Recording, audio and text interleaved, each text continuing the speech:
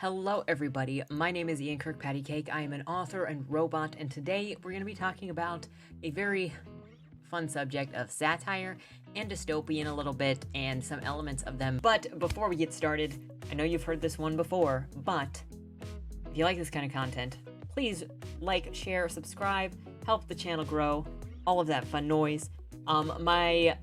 My debut novel, Dead End Drive, is now on sale. If you are interested in reading it, just link is in the description down below. And this is also the last week to join the Paddy Wagon for November. Lemoy link down below. Submit a short story with the prompt, and you will be read October 2nd, November 2nd. And we're gonna have a good time. So, join us. And that's all. With that said, let's jump into the topic. Satire. What exactly is satire, and maybe what are some of the elements of it? Well, Jonathan Swift said that the best satire does not seek to do harm or damage by its ridicule, but rather it seeks to create a shock of recognition and to make a vice repulsive, so that the vice will be expunged from the person or society intended to benefit by the attack. Whenever possible, the shock of recognition is to be conveyed through laughter or wit. The formula for satire is like honey and medicine. You know, you want a little bit of sweetness with a little bit of swing. That just helps with a little bit of sting. You know, that just helps. The honey helps the medicine go down. 5 basic elements of satire include: number 1 is attack or aggression, and it's usually ironic rather than a direct attack. Far from being simply destructive, satire is implicitly constructive, or tries to be. It's not just, it's not insult comedy. Being ridiculing and sarcasm can actually get somebody to be defensive, and it can actually work against somebody trying to shock somebody into getting change, because it can come off a little meaner, or it could come off a little rougher. The aggression in satire is one of the reasons that it is sometimes misunderstood and rejected by readers. The second thing that you'll find in satire is judgment. So once an author or writer or a creator decides to do something with satire, they've already made a judgment that someone or something is ridiculous, annoying, and kind of needs to be judged.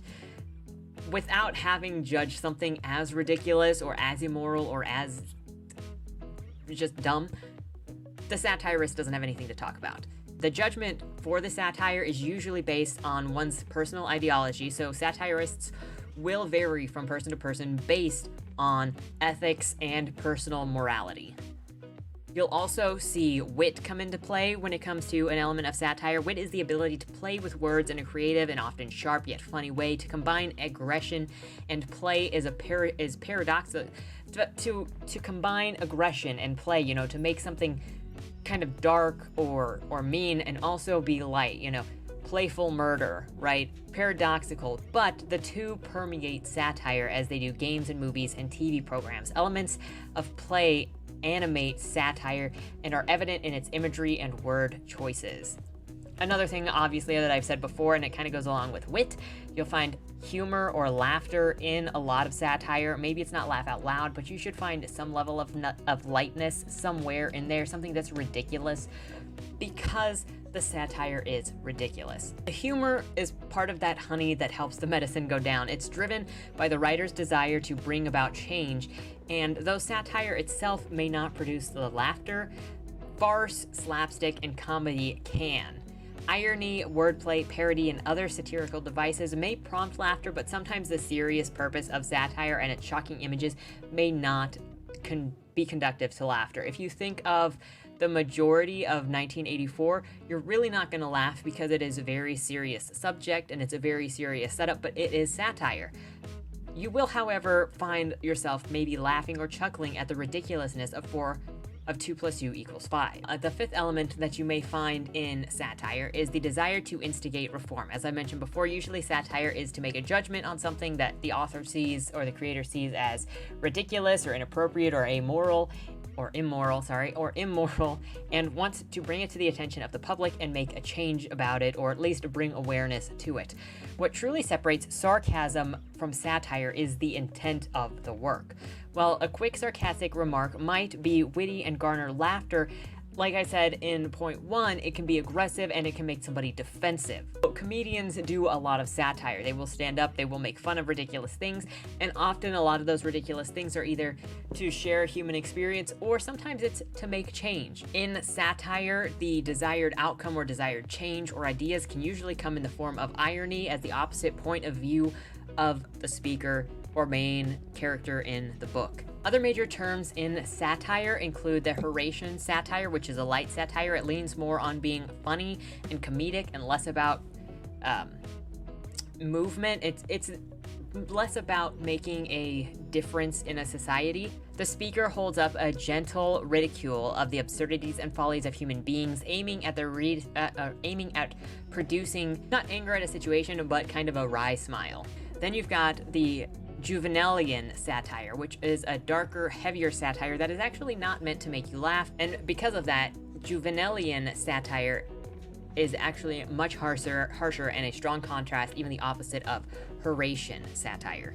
The third major type of satire, distinction, whatever we want to call it, is the Manipian Satire. So instead of focusing on societal norms, Manipian Satire actually tends to satirize an individual character flaw or a particular personality trait, such as mental aptitude or narcissism, or really pick a flaw.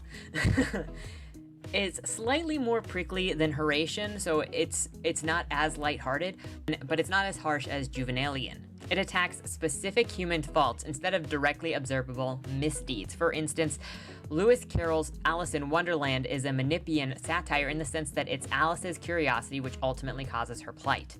Manipian satire casts moral judgments. It might seem like it's cut from the same cloth as Juvenalian stories, but like I said, it's not as mean or harsh. As a reader, you should be able to recognize that the reason for the amusement in the Manipian satire is ultimately in the portrayal of a character's views, lampooning a vice connected to a specific mental drawback or an inherent personality foible. And this is the main thing that separates it from the other two types of satire. What unifies the three types of satire is the tendency to use irony, sarcasm, humor, and ridicule to allow the writer to achieve their goals.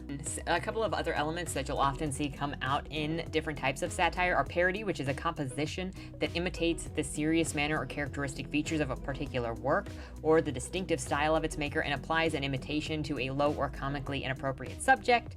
You see this a lot in music. This is what Weird Al does a lot. Exaggeration is which enlarges or increases and represents something beyond normal bounds. So exaggeration is a really big thing, especially in Horation and Manipian satire, to, exaggerate a character flaw or a personality type. Irony is also, like I said, a big thing in all three types of satire. It's saying something and meaning the other thing. Hyperbole, Hyperbole is also to over-exaggerate a situation beyond the normal bounds, so it becomes so ridiculous that you're like, okay. Incongruity is to present things that are out of place or absurd. Like think of Dead End Drive with the delicateness of the flowers alongside the death, the delicateness of courting a woman while murdering people. But he's a nice guy. But he kills people to flirt with her. The reversal is to present the opposite of what's expected. So if you were to think of Shrek, Fiona saving Shrek instead of the other way around, and so that reversal causes kind of can cause a satire of a situation or be part of a satire. It in itself, changing what's expected, does not make it a satire on its own, but it can be a part of satire. Juxtaposition, which is the act of placing two things closely together or side by side, especially for the reason of comparison or contrast. Think Britney Spears next to Mother Teresa. Think Anna the maid next to daughter Ellie, and all of their differences. A double entendre can be a part of it. This is a play on words where a word can express two or more things if it's a triple entendre. The understatement is just the opposite of a hyperbole, and this is an exaggeration, but a muted exaggeration. You're going to have the target of whatever is being satirized, the antithesis, a figure of speech which strongly contrasts with words and ideas. A caricature is basically an exaggeration or a hyperbole of a personality, a person type. It's just a human version of it. And then a vice is an immoral or evil habit or practice, immoral conduct, depraved or degrading behavior. You know, that's vices, unless you're going biblical, may be very personal to the individual based on their own morality and ideology. So not everyone is going to agree on necessarily what a satirist is saying, but hopefully you go in knowing that it's satire and you're able to recognize what it is the satirist is satirizing. Some of the potential problems with satire, and it does happen plenty, and I think of this all the time when I'm reading, because I'm like, is this supposed to be a satire? Is this supposed to be a comedy? Or am I misreading a serious moment? Because sometimes stuff is written like a satire, and I don't know how serious I'm supposed to take it. So some things are misunderstanding where the audience doesn't really realize that the satirist isn't being serious. There is also the misuse where people hide behind an idea of satire to get away with saying some really mean or stupid things. And then there's just missing the point, where there's too much satire that it distracts the audience from the real message. So before closing this video, I just wanted to share a list of maybe some satire novels that you've heard of, maybe some that you haven't. I know I haven't read everything on this list, but I'm going to share some that are my favorite as well. The Sympathizer by Viet Thanh Nguyen is a satire. Infinite Jest by David Foster Wallace. Super Sad True Love Story by Gary Schittenegart. I probably didn't say that right. What is this? I am so reading this, you don't even know. This book is going on my reading list right now. Shopping from American Apparel by Tao Lin. Homo Sapien by Victor Pelevin. Fight Club by Chuck Palahniuk. The Sellout by Paul Beatty. American Psycho by Bret Easton Ellis, one of my favorite books. Brave New World by Aldous Huxley. Her Body and Other Parties by Carmen Maria Machado. Diary of an Oxygen Thief by Anonymous. Slaughterhouse-Five by Kurt Vonnegut. Boomsday by Christopher Buckley. Animal Farm by George Orwell, and 1984 by George Orwell. Catch-22 by Joseph Heller. Gulliver's Travels by Jonathan Swift. The Adventures of Huckleberry Finn by Mark Twain. A Clockwork Orange by Anthony Burgess. World War Z, An Oral History of the Zombie War by Max Brooks. So that is a list of 20 different satire books, and obviously you could see that some of them are lighter hearted than others. Some of them might make you laugh, while some of them might not. And I didn't even know that Fight Club was a satire until I started really investigating satire. I already knew that Bret Easton Ellis writes satire, so I was ready for that. So satire comes in many different ways. Now, I mentioned dystopian at the beginning of this, and I might have to do another video specifically focusing on dystopian, but I brought it up because dystopian does a lot of the same things that satire does. As you can see in this list, even here at the end, World War Z, Clockwork Orange, 1984, Brave New World, and that's because dystopians typically use the ideas of that second type of satire, the Genevalian satire, where it's more serious, and it uses, if you look at the different elements of satire, where you've got the exaggeration, the hyperbole, you take things that you see wrong, it takes the vices or a social problem, that's where it is it takes a problem that the author might see going on with society, and it goes, well, what happens if we take this to its furthest conclusion? So you exaggerate, or you create a hyperbole of something, or you take people that you see right now, maybe in positions of power because it's a dystopian, and then you take them to their most extreme version, a caricature of whatever you see. If you look at Hunger Games, that's also a dystopian, and you can see it taking, well, what if the elite ran all of this, and the elite wanted a show to see children, needed entertainment, and the elite were all sick people that like to watch children kill each other.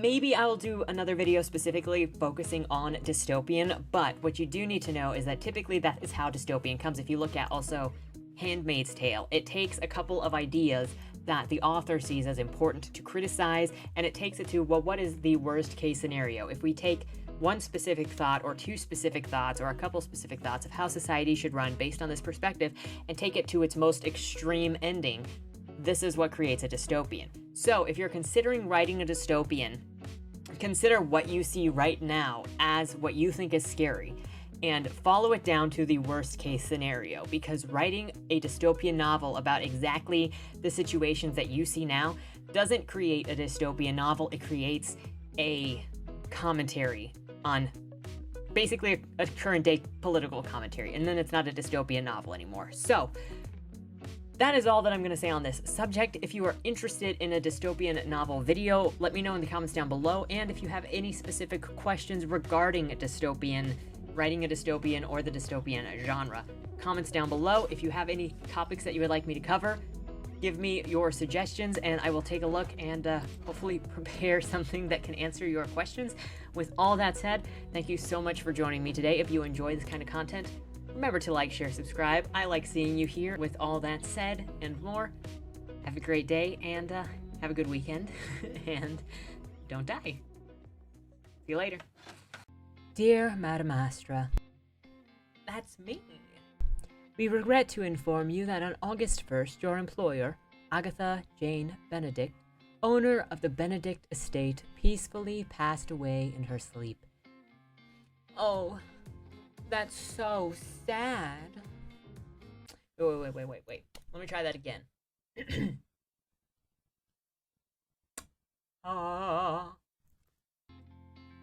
Oh my goodness. That's so sad. Yeah, I think I'm ready. With millions of dollars on the line and the opportunity for your every need to be taken care of for life, tell me, is there anything more valuable than that? I didn't think so. Dead End Drive is a dark comedy novel that makes 3 promises. 1, an illustrious estate in Louisiana. 2, an opulent dinner affair for all in attendance. And 3, and most importantly of all, lots and lots of competitive murder. So if you're looking for a cozy book to settle in with for the spooky season, I've only got one question for you. Will I see you at the will reading?